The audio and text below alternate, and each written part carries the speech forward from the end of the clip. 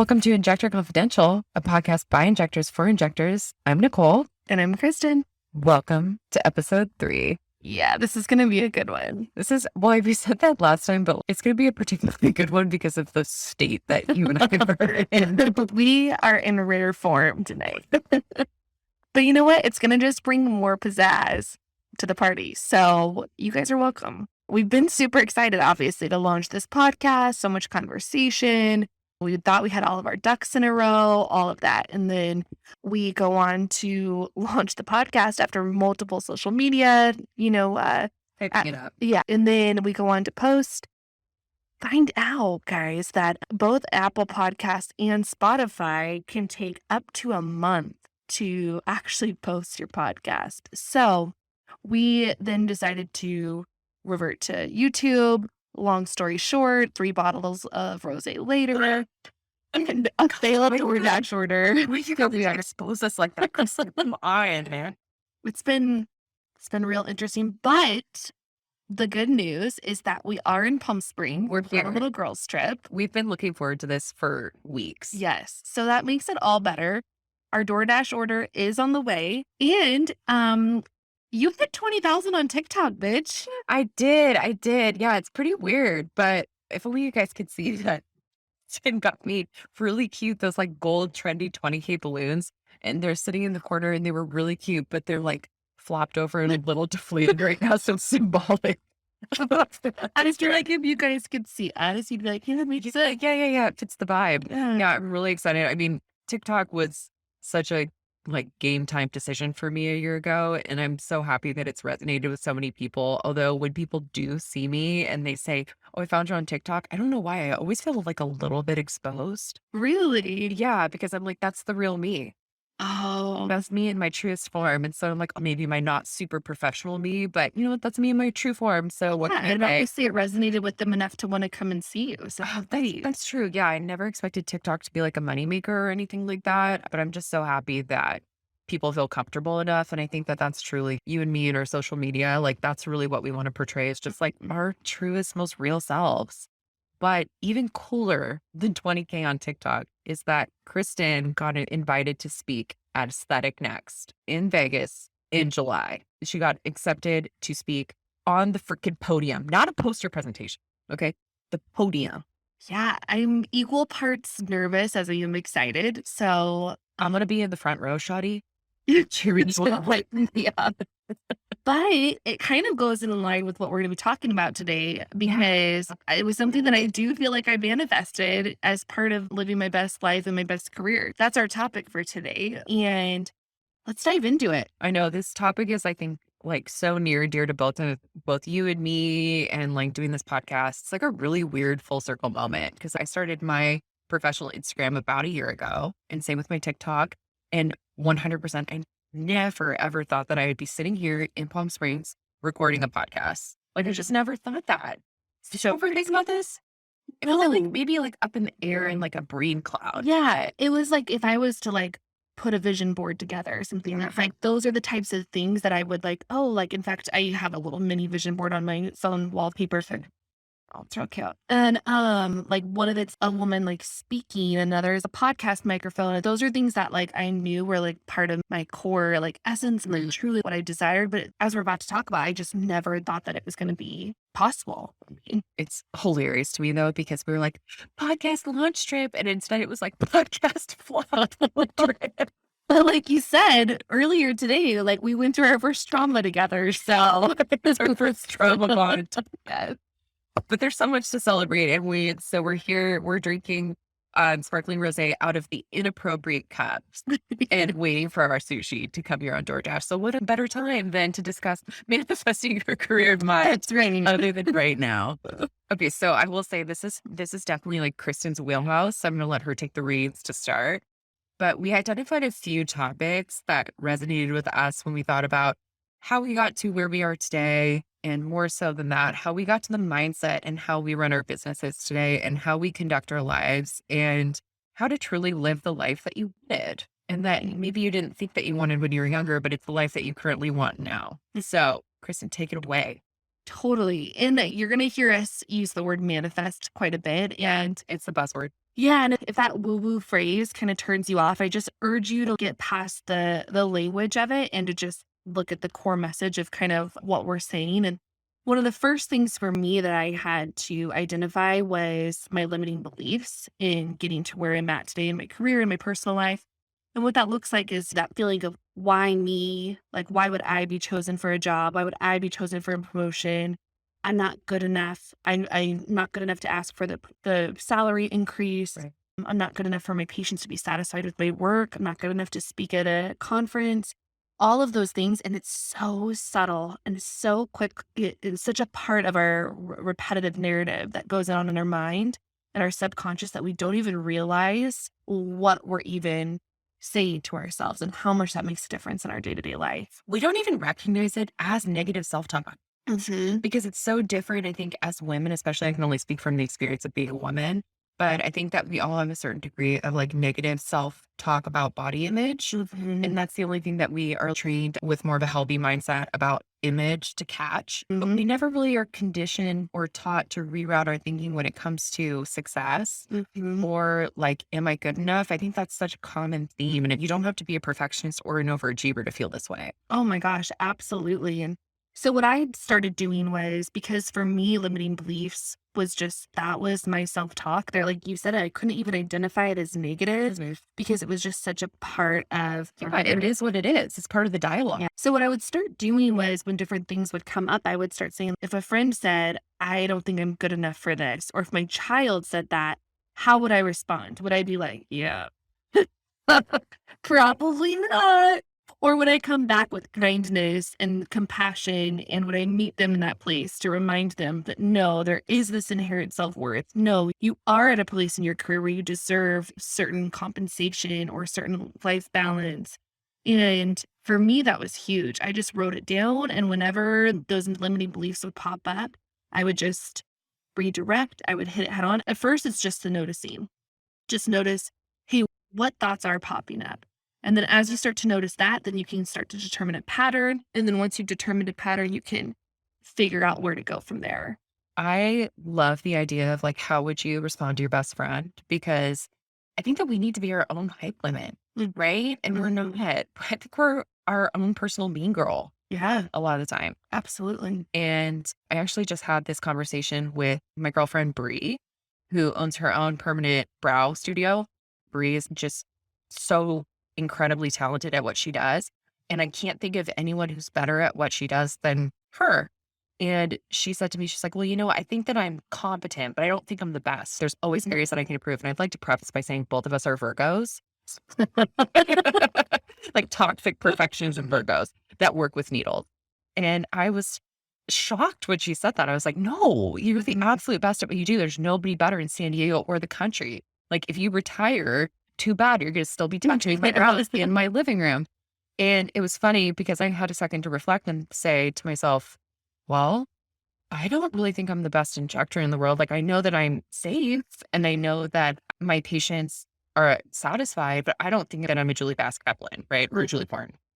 And she was shocked by that when I said that I didn't think that I was the best injector, that I was like, there's always room to improve. So it's all about how do you view yourself? But I was like, how do your friends view you? Absolutely. And shifting to that mindset is so interesting and like revealing almost. Yeah. And I think what's interesting is even in what you just said about, I don't think I'm the best. Like, I know I'm safe. I know I'm like good enough where my patients come see me. So I think where the limiting belief is, do you let that stop you from pursuing what you want in your career? Bingo. And if it's something like, "Hey, I'm okay with this place. I'm gonna continue to strive to get better. I'm gonna go to trainings. I'm gonna push myself to be better," then I think that that's okay, and I think that that's actually a really great place to be in when you recognize where you have to still improve. But it's when you stop, you don't allow yourself to improve, you don't allow yourself to take risks, you don't allow yourself to expand because you're like, "I'm like, this," almost as a negative thing, Yeah, you you know? think this is it. Yeah, that's my limit. Yeah. Yeah, that's a really good point. And there are people better than me, and so I'm just gonna it's just the way it is, you know? So, Kristen, how does it show up in people's practice with limiting beliefs? Like, what's the most common way that you would say with aesthetics? I would say outside of, like, the interpersonal relationships in an office, which is a topic for a later time of, like, negotiating salary, setting boundaries with your employer, that kind of thing. I would say the way it would show up with a patient would be that patient really needs a $4,000 or $5,000 treatment, but you're afraid to suggest that or educate them on that because you're afraid that you don't have the ability to give them the result that they want. So instead, you just recommend 40 units of Botox because it's the safe option. That's for me personally how it showed up and how I had to really sit there and dissect what am I thinking? How is this affecting my practice? That was huge for me. And then as a newer injector, I remember that I, in the back of my brain, had like this 2 syringe max.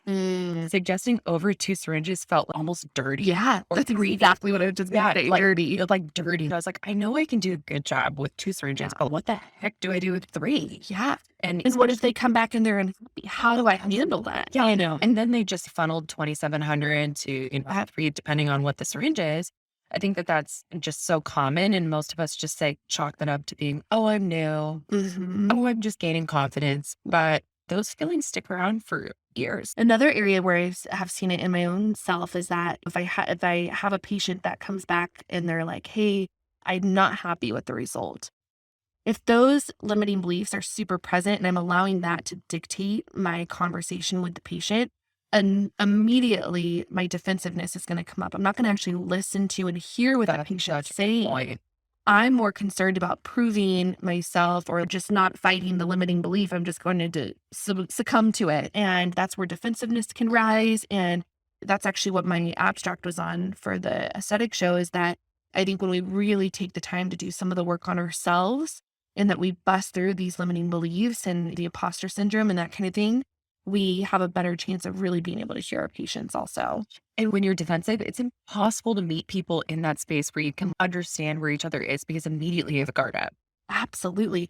And so many times when I have a patient that comes in and they say, I'm not happy with this, if I really take the time to listen and I take the time to dissect, like, are you not unhappy or did a friend make a comment? Are you not unhappy or they just need more education, that they actually need more filler? Or it's if you really take the time to listen, it just opens up the possibility to rectify the situation so much better than if you're defensive. Yeah. And realize that it's not a reflection of you. Mhm. That was so hard for me at first, is being like, okay, this isn't a reflection of me. This is a start of conversation. Thinking about this sounds so woo woo, but truly taking some time sitting down, thinking about what are the goals to get there and what are the feelings that surround that. And we were talking about this earlier, is the concept of, rather than what in your life is holding you back, is that, are you holding yourself back? Mhm. And that's recognizing limiting beliefs, saying, I'm not good enough, I'm not experienced enough. But are you getting comfortable with being complacent? Mhm. Am I getting complacent because this is comfortable? Mhm. Yeah. And it's very much saying, okay, am I settling? And are you worth more? Right. Are you worth more? What are the best ways to go about envisioning that? Because I think manifest is such a trendy word, but like, what the fuck does that mean? Totally. That's a great question. So I think a lot of times, especially those of us in the medical field, whether you're a PA, RN, NP, we are usually very goal oriented. So we can get hyper fixated on, I want to make this much money. I want to get this education. And those are great goals. And I'm very goal oriented myself. But I think that if we were to really break down what those goals actually meant to us, it's that they're going to make us feel something. They're going to make us feel a sense of accomplishment, a sense of belonging. So I think that if you reverse the process and you actually more think through, what do I want my life to feel like? Then you can think through, okay, now what are the steps that I need to take to get there? And I think you might be surprised how that changes some of your actual tangible goals, but it's going to get you closer to the life that you're actually looking for. And you might be manifesting and not even realize it. Absolutely. I always thought manifesting was stupid. I truly did, because I'm just not woo woo. Oh, yeah. I thought I was above it, to be totally honest. But when I joined Portrait, they asked me where I wanted my studio to be. And there was an opening in La Jolla. And that's like a coastal area of San Diego, if you're not from San Diego. Beautiful. Yes, it's one of my most favorite areas. And I remember I was driving to go see my studio, what ended up being my studio. And I drove over this hill and I had this like weird feeling of feeling warm. And then I realized that I'd had several dreams that I could not explain in past tense of me having a dream of driving over that hill to my work. Oh my gosh, I love that. Yeah, and it hit Awesome. me like a bag of bricks, and I thought I was above manifesting, but nope, it was happening already. No, but I bet that there was like, you may not have considered it manifesting, but there was a process of you coming into your self-worth, a process of you set out boundaries, a process of you taking a risk because you knew it served you in the place in life that you wanted to be. And I think, yeah, call it what you would, but use the verbiage that you feel comfortable with. But that is taking steps towards this life that is bigger and better than you could have ever imagined. Yeah, and stepping into what you didn't think is possible. So I think that for me is what manifesting is. Then what goes directly along with manifesting is understanding your self-worth. And I feel like that's also a trendy thing to say, know your words. But also setting boundaries around that. And also setting boundaries is also trendy. I think that it looks different for everyone. And for some people, setting boundaries comes really naturally. And then other people, it's a little bit more of a struggle. And so I think that both of us can speak to both ends of that. Mhm. But people have told me for quite some time as an adult, they're like, Nicole, you're really great at setting boundaries. And for me, that's just saying, I just can predict when I'm going to be at the end of my rope and I just say something to someone. And That's a huge though. yeah, it wasn't always this way. Where was the shift for you? I think that the shift probably was when I was a nurse working in the hospital as an overachiever, just biting up way more than I could chew and taking on really complex and hard patients and being their primary nurse and saying, yeah, sure, this is great. And while I felt a lot of purpose in that at the time, it nearly broke me. It broke my mental health. I had horrible anxiety, horrible depression about it. Through therapy, I realized this is not it. Taking on more doesn't make me feel any better about myself. In fact, it makes me feel worse because I'm not doing my best Mhm. and it's compromising my patient care. So I took that forward into grad school, into aesthetics. And I think that people think I've always been this way, and I definitely have not. I was a people pleaser. I like to say I'm a reformed people pleaser. I just don't do it anymore. So, as much as I like helping people out and being a team player, I think there's a big difference between being a team player and then being a 100% yes girl. Mhm. I like to say, I'm like, you don't have to be a no girl. You don't have to be a yes girl. You can be a maybe girl. Yeah. I'm a maybe girl. Yeah. And one of the biggest things recently that happened that I said, okay, this is actually a good example of setting a boundary and having it be healthy is as an advanced practice provider, I have the opportunity within our team to take on more administrative role. And like some people, they say that sounds terrible, but for me, I like certain elements of that. If it Mhm. helps workflow and efficiency and organization, that's my jam. If there's something that I offer that can help everybody out, that's great. So for me, I take over good faith exams, I take over clearances. I've offered some insight that's helped make that process a little bit more streamlined. But I ended up doing social media proofreading and also doing some extra administrative tasks. And Mhm. then I also ended up picking up setting up for trainings on top of guys, on top of running my practice, seeing clients and doing all the things that come with that. So I realized that I wasn't doing either role very well. Mm. I felt truly drained. So I recognized that I wasn't quite at my breaking point, but I was feeling really tired and went to my medical director and said, this is too much. And rather than getting mad and pouting Mhm. and saying, no, everything's fine, I'm just a little bit tired, I said, this is too much for me. And I think there's a certain vulnerability in that, in saying, recognizing when something is too much and just admitting it. It doesn't mean you're weak. Save you a step away from a job or a relationship or something that isn't right for you. It's okay for something's not right and it's not fulfilling you. It's not a reflection of you. It's is what it is. It's totally impersonal. So with setting boundaries, that's what I learned is that it's not personal. I always like to think of it as business. Yeah. If I'm not doing my best work for the greater good, then what's the point of me taking on an additional task? There's probably somebody that does it better than me, Mm. especially having come from workplaces where I did everything. You don't have to do it all. Mhm. So you can even set a boundary with yourself. You don't need to set a boundary with somebody else. You just can say, okay, this is the place that I say no. Totally. You really do set boundaries probably better than anybody I've ever seen. Because you do it with such certainty yet kindness. And I think that that's huge, that balance in that. And never, my key too is never apologize for it. Always do it with tact, but go through it with confidence. You don't have to apologize for feeling broken or feeling burnt out. Well, I had a therapist one time that told me, your feelings are objective. And you're saying they're subjective versus objective, right? Feelings are objective. Nobody can argue with feelings because they are how you feel. Nobody else knows how they feel. So I took that and that was really empowering for me to say, if I feel burnt out, nobody can argue with that.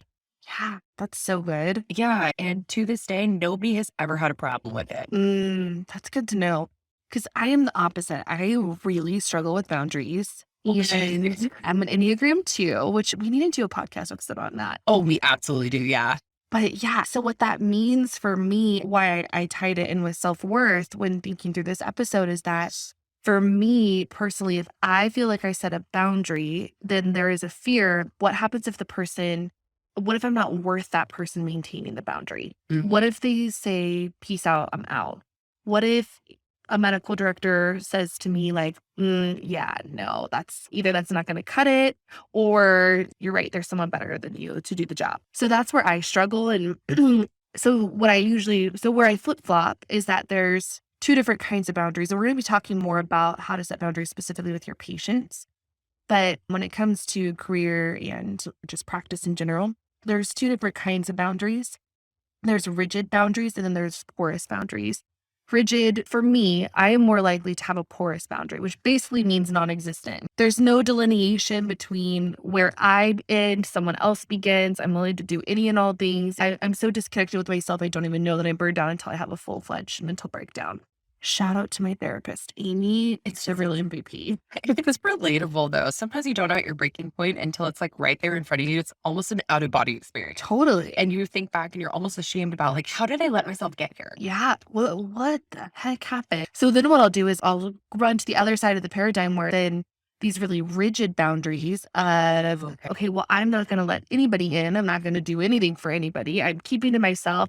Fuck my friends. Screw this, screw that. And that's not healthy either. That's not where true, growth. And for me, I need that. I need to learn, to grow. I need to not cut people out, basically, just because I feel overwhelmed. And so you have been such a great example to me in that. And I think that as I have grown in my self-worth and grown in basically building self-trust within myself of like, hey, I'm going to set boundaries and I'm going to respect them for myself. How could I expect anybody else to respect a boundary that I'm not willing to respect for myself? And so I've been trying to just work on that. Like, okay, what does that look like on a practical side, on a business side? And you guys know how it goes. You're doing great, sweetie. But where Kristen truly shines, and I think she doesn't give herself enough credit, is she's so good at setting patient boundaries. Yeah, that I do well. You've taught me so much about setting patient boundaries, but sometimes that looks very different from how you set boundaries with yourself. Isn't that funny? Because yeah, you're right. I'm very good at that and I don't apologize for it. I don't feel bad about it. There's times where I wrestle with how to proceed and what is the boundary that I should set, checking in with myself to make sure I'm not just being reactive and setting that rigid boundary. But yeah, that I definitely have a much easier time with than just in my day-to-day personal life for sure. Yeah, it's just so interesting because sometimes I think that setting boundaries with clients and limiting beliefs go hand in hand. If I tell this person no, Yeah, how's it going to go? totally. And this next topic, shifting mindset away from salary and monetary goals, Nicole brought this one up and I loved it because I think you're right. I think monetary goals, it's like, wow, that's so important. And it definitely sets us up for a particular lifestyle. It's not the end all be all. And in school, at least in my DNP, we had a sweet, sweet human said come in and she set up a spreadsheet for us talking about RVUs, billable hours, and that's how you negotiate your pay as an NP. And automatically, while she was putting this out there, I already knew working in science, I was like, this probably isn't going to resonate with me. But it was like, oh, this is how we're conditioned. Yeah. As healthcare workers to think our worth comes in our experience and how then that translates into our pay. Yeah. And that's our happiness. Because you know what they say, and they're not wrong. Millennial problem. Yeah. So I think that shifting, it's very unnatural. It's almost uncomfortable to shift our mindset away from that monetary goal, but into intangible items. Yeah. And intangible goals about how things feel in your dream career. Yeah. So for me, one of the things that I thought about that filled me up was independence, autonomy, Mhm. and making my own schedule. Oh, totally. Totally. And not having to ask somebody for those things. Because to a certain degree, I even know there's the unlimited PTO culture in the tech world. You still have to ask somebody for that PTO. So then it's approved, right? So then people don't take PTO. It's a proven evidence-based thing. And I just said, I'm not probably going to take a lot of time off, but I want to know that's an option if I need it. Oh, yeah, especially as you get married and have kids. Yeah, and you being a mom, especially Oh, too. it's huge. Yeah, and Kristen can talk to you about this about working in the traditional med spa. There's nothing wrong with it, but it really limited and kind of made it very strict and rigid about her time with her kids. Oh, totally. And this is kind of jumping to our next topic a little bit, but the thought of being a mom really limited me a lot. And when I thought about my dream career and dream life, like as much as I love being a mom, I just was not raised with the idea that being a really good mom and having a really great career could coexist. And so I thought I was choosing one over the other, and then I was failing at one and succeeding at another. And so over the past few years in relation to, like, even working at Portrait, that was huge for me, and basically what it came down to was, for those of you that are, like, a little bit on the more woo side and, like, want a little bit more on manifestation, I follow a girl named Lacey Phillips, and she has this program called To Be Magnetic.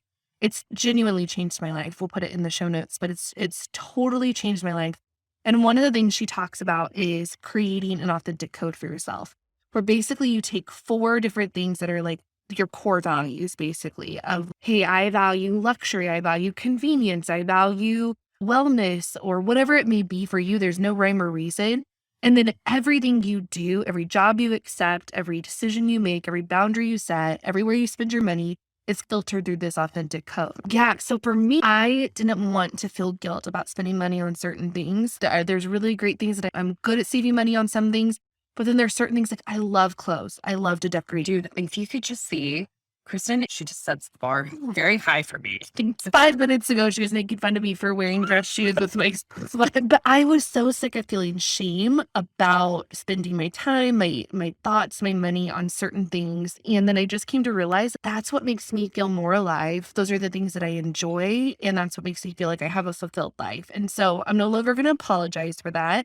But it also helps me realize, especially in a job sense, if it doesn't if it's not in alignment with that sense of freedom, that's an authentic code for me, then it's not true to myself. And that's like tying it all back in, choosing things that are in alignment with that authentic code builds self-trust. It allows your self-worth to build. You then can set boundaries more easily. Like it's just, well, the way that all of it ties in is so amazing to me. It's seamless, but can we also talk really quickly about dress codes? Oh, You and I feel so similar about that. And there's very few people that I, for lack of better terms, just vibed with about this. So Kristen and I both dress like trendy hairdressers. Yeah. Would you say? Yes. Yeah. Yeah. I was moving into my suite. I was like, this is my vibe as far as dressing. And when I set up my suite, I said, I want zero medical vibes. Yep. Outside of my centrifuge that I use for my PRF, like I want zero medical vibes. And that also means that I don't wear scrubs. Yep. Outside of trainings. That's the only time that I wear scrubs. And it's also like a fun costume for myself. Totally. I wear a lab coat here and there, but it's stepping into that and having that be okay, because in past workplaces, I've been told you either wear a dress and heels, which Kristen worked in plastics. And so she knows working, was your dress code. Yeah, I've got the bunions to not. I could probably make some money on like a feet pics website because of it. So like, shout out to them. But like, Hashtag yeah, the quality of life was not great. Yeah, and while she was probably extremely well dressed, you didn't feel like yourself, right? No, and it was not true to myself and like the vibe and the relationship that I had with patients at all. Shout out to Figs. I think they've done amazing things because I started Grey's Anatomy koi scrub era. And the koi scrubs, if you know, you know. Oh my God. And I've made it work with scrubs because a dress and heel doesn't also vibe with me. And like super vicious casual, that's just not representative of me. But I also felt kind of sloppy in scrubs, even Figs, which are like the most put together scrubs. And when I started dressing the way that I pretty much do in my day-to-day life, I noticed the shift in how I was so much more relaxed at work. Mhm. My clients were more relaxed.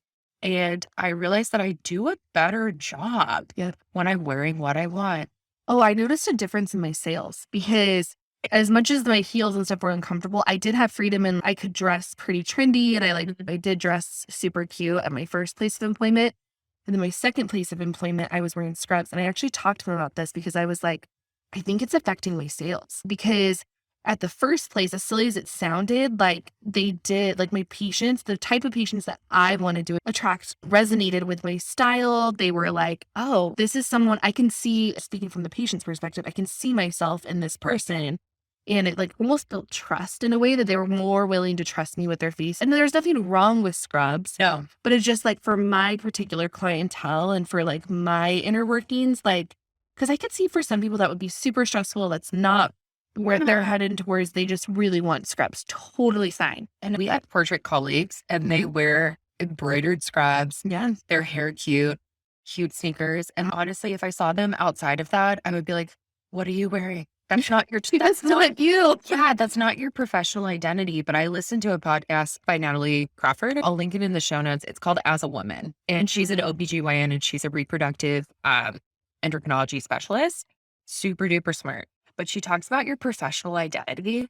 And like that just so resonated with me. So when I was in grad school, I decided my professional identity was going to be tailored black skinny jeans and patterned mules. That was my thing. I was like a conversation point. It made me feel so good about myself. Yeah. So I think like channeling that, but that's something that seems so tiny. But wearing what I wanted was also part of me. Yeah. One of my goals. Wear what I want and have that be okay. And I have to say, I have way less people pass out now than I'm in a non-medical setting. Oh, absolutely. Isn't that a weird thing? Absolutely. I know they're not necessarily connected, No, I but didn't know it's anecdotal, but I mean, like, same. Like, I have had far less incidences where my patients are getting syncopal Right. and just feeling yucky. And I think it's where we've both been very intentional with our space for sure. totally. Yeah. Kristen's face is goals. 100%. I would move it there if I could. Well, your like dried floral arrangement. Ugh. From a second and your wallpaper. Oh, thank you guys. I Yeah. could go for a saga. We're going to do an episode about like when things go wrong. My Yeah. wallpaper will be a core subject. Yeah. The wallpaper took years out of my life. Oh, it's so funny. This is one that I also got from the As a Woman podcast, and it really woke me up. She talked about the contingency mindset, and that's saying, I'll be happy when. And as a medical professional, we all know what this is like. Saying, I'll be happy when I graduate. Yep. I'll be happy when I get a raise. I'll be happy when I'm a charge nurse. I'll be happy when I get married. It's like little things like that. It's so normal and so ingrained in us to say, I'll be happy in the next milestone. There is so much joy in finding contentness in your current place in life. And let me tell you, it is the hardest thing you'll ever do is finding joy and finding pride in the process. And I know people say enjoy the process, but truly by saying that you will find happiness in your next step, it robs you so much joy because really, I will tell you, like I have a doctorate and Kristen over here has 2 masters. I felt a lot of accomplishment when I graduated, but I can't tell you I was happier when I graduated on that graduation day. Yeah. I felt accomplished. It's one of the best things I did, but I was happy in grad school, a little happier now, obviously. Right. But I truly did try to intentionally, while I was in grad school, enjoy the process. And I'm really glad I did. Yeah. And I think that like goes towards having a daily gratitude practice. Yes, I love a daily gratitude practice. There's so much research on that. And I think It's so hard though. I know even if you can just write down 3 things that they Sometimes 3 and some like the bad days. Tough. I know. So sometimes like what I'll do with my kids, because my youngest is really prone to anxiety. And so we literally will just sit there and what's one thing that you see right now that you can be thankful for? Love this Yeah. as an anxiety ground. Yes. Yeah. What's one thing that you hear that you can be thankful for? You know, and it's usually something to do with like the sun or the fan on my face. But I think it really does it instead of getting you all wound up and okay, I'm not where I should be. I've got all these things on my plate. This is where I'm headed. It's like, no. In the moment, like ground yourself. And that's because then you have the wherewithal to move forward and make decisions from a place of rooted groundedness and your self-worth, as opposed to getting all spiraled up. And it can be little things too. It does not have to be related to work. Like for me, it's like my morning coffee, Yeah, absolutely. sitting on the couch, morning coffee in my right hand, my dog in the left hand, things like that. But it does really shift your mindset. So I would 10 out of 10 encourage that. Even if you just do it for a week, Yeah, such a game changer. I love that. So now, Nicole, you are so accomplished for your age. So Tell me about, have you faced ageism, like within oh, yourself? 100%. Yes. And I won't say I even look super young for my age, but Yeah, you do. no, I look like I'm always trying to aim to look like I'm 30. I'm always trying to look Yeah, like my I would age. say you're like 20. I would say 28, 29. Okay, well, thank you. That's goals. Mhm. But I think being so young and being ambitious can also work against you. And it's always worked against me is stay out of that contingency mindset of, okay, these do more and more and more because I'm an overachiever. But also being in aesthetics and saying, I'm not old enough to have my own business. I'm not old enough to do this on my own. I think to a certain degree that's healthy. There's such a beauty in working in a controlled environment, having your books filled and being able to like just focus on your craft. That is such a wonderful thing. And I think we all need to do that. You can't go straight from school into owning a business because you're good. That's just like a recipe for disaster. Totally. But I really did limit myself by saying, I'm too young. I'm only 30. What do I know about life? And I've even had clients say to me before, too, what do you know about aging? Not a lot, to be honest, because I've worn sunscreen my whole life. Right. But I don't think that there's a reason to discredit yourself because you're young. I think that we all carry a certain amount of life experience. And I don't think that I'm any better than somebody that has 20 years less. But I do think that you are missing out on a huge opportunity if you feel like you can't learn from somebody who's younger than you Absolutely. or learn from somebody that's older than you, obviously. And I think the second that you think you can't learn something from somebody that's younger than you, you're losing out. Oh, absolutely. It's so funny because I'm 34, going to be 35, and like Hottest 35-year-old there ever was. I and all my patients will come in and I'm like vibing with them as though they're like my age. And then I go to look at their chart and I'm like, you were born in 2000. Okay, there is nothing more Holy jarring God. than seeing somebody within 2000s or above. Oh my gosh. I'm like, I was born in the 80s. The more relatable thing, other than feeling like you're too young, is feeling like, from what my friends have told me, and Kristen speak to, is feeling like I have too much on my plate. Yeah. Or if I do this, I will be a good mom. Mhm. I don't know what that's like outside of being a dog mom. That mom guilt is strong. And I think that as women, a lot, I think it's getting better now, but I think that for those of us that were raised like in a generation where there's a lot of mom guilt associated with it. And it's the thought is that I can't have my dream career and be a good mom. And I've just realized this is another book I'll put in the show notes. I'm a big reader in case Glennon Doyle has a book called Untamed. And it's all about this idea that like as a mom, and I'm speaking to our mom injectors or to be mom injectors here, is that when you give yourself permission to have the career and the life that you want and that fulfills you and that brings you purpose and joy, you are giving your children that same permission. And that it is so much more profound of an experience of being a parent when you get to let them be who they are by letting yourself be who you truly are. And that's been like, there's been a lot of deconstruction around that for me because that was not how I was raised. And I have amazing parents that have sacrificed so much for me, but it was not the mindset that I could do both. And I still struggle with it sometimes because I'm a single mom. And so I'm like it for my kids. But as I've stepped into this role with Portrait, I've set boundaries and I haven't sacrificed on my self worth. I'm now in a position where I get to pick my kids up from school if I want to. I take Mondays off, and that's like our day, like after they get home from school. And then financially, I've been able to provide for them in a way that I wasn't able. They get to do all the extracurriculars they want to do. And You did that, boo. yeah. And it's been a process. Like after my divorce, I lived with my parents for years. And so it's been only in the last few years that I've learned how to create this beautiful life for myself and that I am worthy of it. And thankfully, stepping into the role with Portrait has allowed for that to take place. No matter what stage of life you're in, you deserve to make that a priority Absolutely. and not limit yourself by saying, I'm too old, I'm too young, I have these commitments. Yeah, like you can do it no matter what. Absolutely. If it's a priority for you, you'll make it a priority. Mhm. And this is one that I just like feel so freaking strong about. But I truly think that you are a reflection of the people that you are around. And that's really hard if you work in a silo and you work alone in a practice, or you work in a really small practice and you're like, where do you find your community? Hello, welcome, you found your people. Right here, right here we are. But I think that's so much about manifesting a career and a mindset that speaks to you is being around people that reflects that back to you or that Mhm. you find aspirational. Yeah. I just want to validate that if you feel jealous of those people, that's okay. Mhm. Just let yourself sit with that feeling. It's all right. Yeah, and, like, what's that telling you? There's something in that for Yes. you to learn from, and are you feeling jealous of that person because for some reason you think you can't be that Right. person? And then, Yeah. okay, there's a limiting belief for you to dig into. Like, yeah. Our emotions are such an amazing thing to look into. You don't have to surround yourself with just Mm. injectors.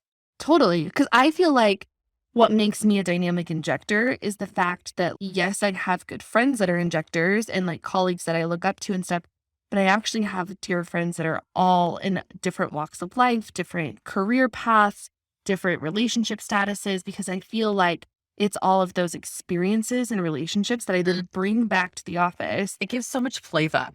Totally, totally. Right. And it's boring. If you're just hanging out with people like you, that's boring. Yeah. And then isn't there that quote that you're the sum of the 5 people that you hang out with or something like that? 100%. The one thing that will not rub off on me is Kristen's allegiance to only allergen. Yeah. I mean, it's strong, guys. I know it's strong. She's an allergen whore. We'll make fun of her.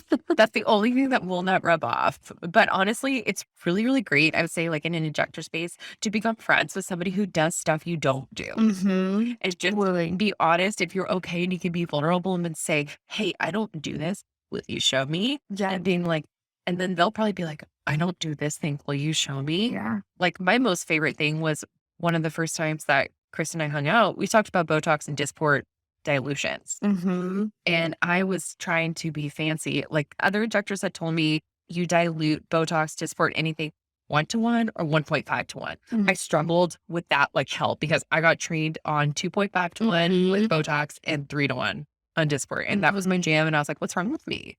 I'm over diluting.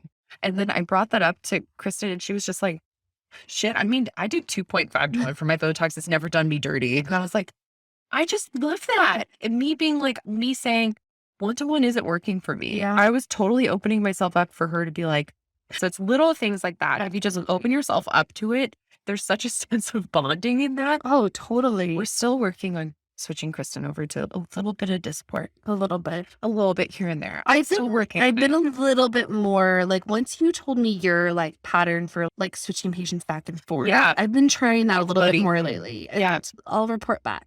Yeah, I mean, next thing you know, we'll be doing like a 3 syringe face with maybe 2 syringes. She's looking at me like I see this look in her eyes. She's like, in your dreams, bitch. I mean, I think it has its place. I just have a penchant for I know, but there's been times too that I've called Kristen and said, hey, I've got Ultra Plus in my drawer and I don't know what to do with it. What do I do Yeah. with Ultra Plus? And or like what do you like to do with Ultra? Yeah. And having those moments where it's like, I'm not good at allergen, but for the most part, Well, good at it. I'm not good at Galderma though. So that is like I recognize like for me, it's not just like, oh, I like it better or worse. Even with our skincare products, we mostly use Elastin and Skin Medica. This is like based off of personal experience too. I'm hardcore ZO. So like I forego the commission and I send all my patients online to ZO. But I recognize some of it is like just a lack of knowledge. I don't know what Skin Medica products to recommend, or I don't know when to use Refine or Define. So I know that for me, that to be a better injector, it's not just to like, well, I don't understand it, so I'm going to cross it off the list. So I am trying to grow in that, but I do just, It's okay. You can know the things that you love, and that's okay. Just the way that we're trying to branch out and do Theomin. oh, yes, that's our next thing to tackle. That's our next thing to tackle is Theomin. Yeah. And for me, it's also I need to dabble in RHA. Yeah, I know. That's Yeah. the other one where I'm like, whew, okay. Yeah, but I think that I felt, especially with joining Portrait, I think I felt so bogged down beforehand, being like, this is my cap, and I have 3 fillers to choose from in my daily practice. And then when I got opened up to all of these new ones, I almost felt overwhelmed. You don't have to do everything as an injector. That's another thing. Like you literally do not have to be good at everything. There's certain things that I have just taken off the list, like laser. Oh, same. Like laser, I just like nightmare. I don't. Have you ever done laser? Yeah, I hate it. Okay, yeah. So it's So like, much anxiety. right. And like the other thing that I don't do, and I'm not shitting on it, is that I don't cool sculpt. Oh, I don't yeah, do no, body no. sculpting. Mm-mm. I'll do body injection. Well, and that's where my plastic surgery background comes from. I'm like, just get surgery. Right. It's too late, though. Yeah. And it's okay to explore those things and talk to people who do them. Like I have a friend who is an injector and she is also an NP and she like totally challenged my belief on cool sculpting. And I was really grateful for it because of course it's just otherwise you stay in your own silo. So be around people that challenge you and that makes you better and expands you as an injector. So that's kind of the culmination. It's a lot of things, but really it all comes down to doing that inner work, right? Absolutely. Which you guys are going to notice a theme. Where's the theme? So I know it may be surprising on like an injector podcast, but that's genuinely what the crux of being a good injector is yes, technique and understanding rheology and understanding the difference in products and all of that. But truly when it comes down to building relationships and just living a fulfilled and abundant life, it comes down to that inner work that we're all doing. So Being a wonderful injector and having work-life balance, those two things are not mutually exclusive. You can have them both, and we want to show you guys that. And it doesn't have to be 100% of the time. We have to dial each other back in totally all the time. Like in November, both of us said we had high volume months. We said, we're not doing this next year. yeah, Right? we're taking a vacation. We're taking a vacation. And you got to hold each other accountable to that. Yeah. So find people, that's the other part of finding a community is finding people that will hold you accountable and say you're stretching yourself too thin. Totally. And sometimes those people are not injectors. Yep. Because they'll call you on it. Yep. That's so true. We're just so excited that you guys stuck with us through this episode and that we truly, along this process, just want you guys to have the most abundant life that you could imagine for yourself. Sure. That's one of the core parts of this podcast. Empowering people to live the life that you want. Absolutely. And what matters to you. Mm-hmm. It's different for every person. And it's so fun to bring this from home spray. I know. Remember a day of like technical difficulties and flop on flop. Oh, yeah. It's but you know what? Podcasts are humbling. It's a little humbling, but it's also too, as we like sit here and talk, I'm just like, but this is why we're doing it. But this is our what? Because it's like, it is just the information that we've learned over the last few years and that we're like diving into is just huge for people. I think it can really change your guys' lives, your careers, and we want that. It does. That is our why right there. And having you guys say nice things to us on Instagram is so unexpected. And we were like tearing up earlier. It's been amazing to just read like the comments we've been getting and just the texts and the feedback. It's been really overwhelming and wonderful. Thanks for joining us, guys. We can't wait to see you next week. See you guys.